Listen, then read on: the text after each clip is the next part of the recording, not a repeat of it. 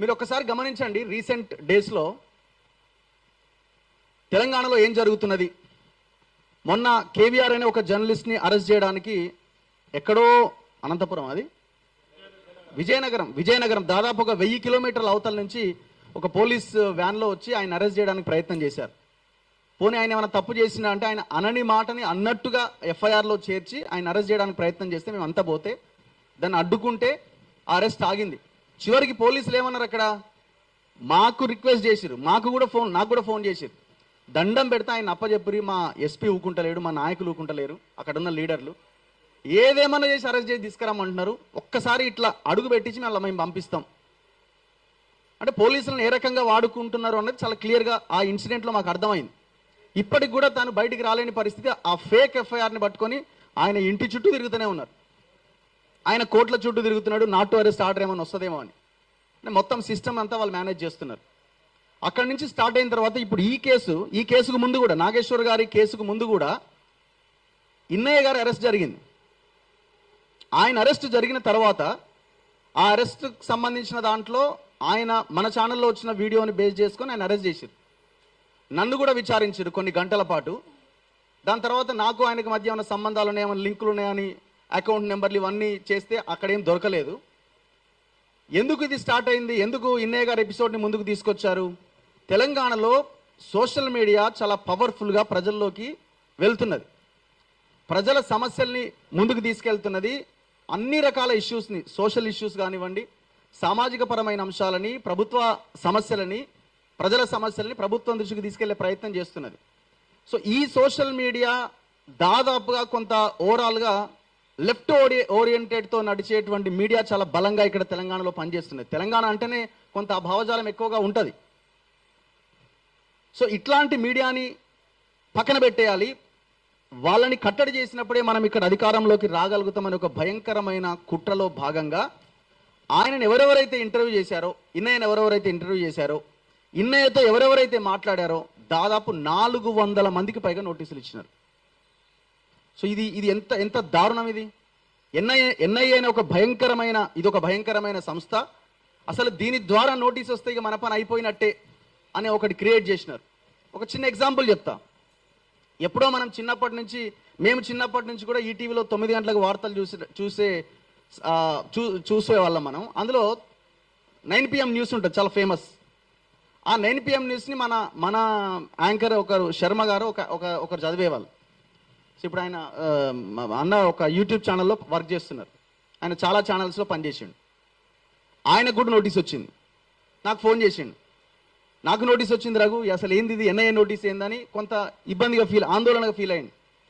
ఏం చేసినా ఇన్నయ్య గారితో ఎప్పుడైనా మాట్లాడినామంటే ఒకసారి ఇంటర్వ్యూ చేసిన అన్నాడు.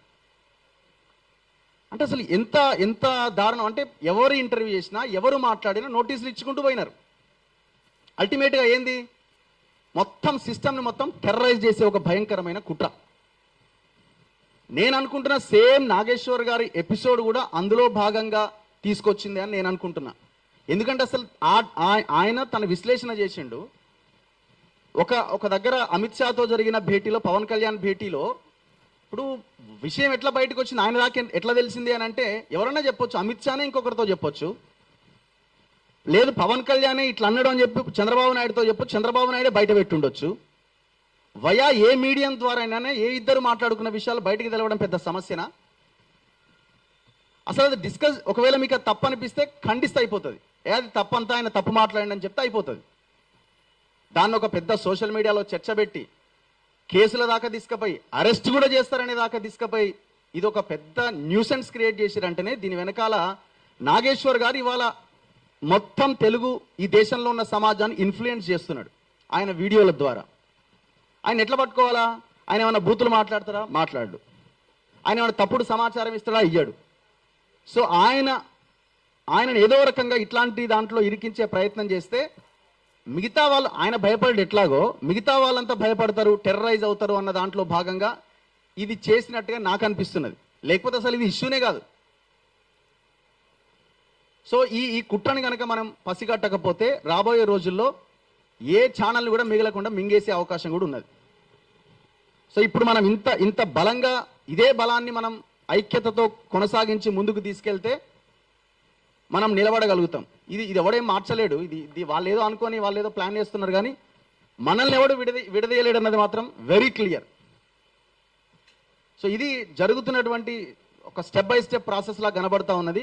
ఇక నాగేశ్వర్ గారు గురించి మాట్లాడాలంటే నాకైతే ప్రత్యేకమైన అనుబంధం ఉంది ఆయనతో. నేను ప్రత్యేకంగా ఆయనతో డిబేట్స్ చేయడము, నేను ఛానల్లో పనిచేసినప్పుడు కూడా సో మేము ఇంటర్వ్యూస్ కూడా చేసేవాళ్ళము.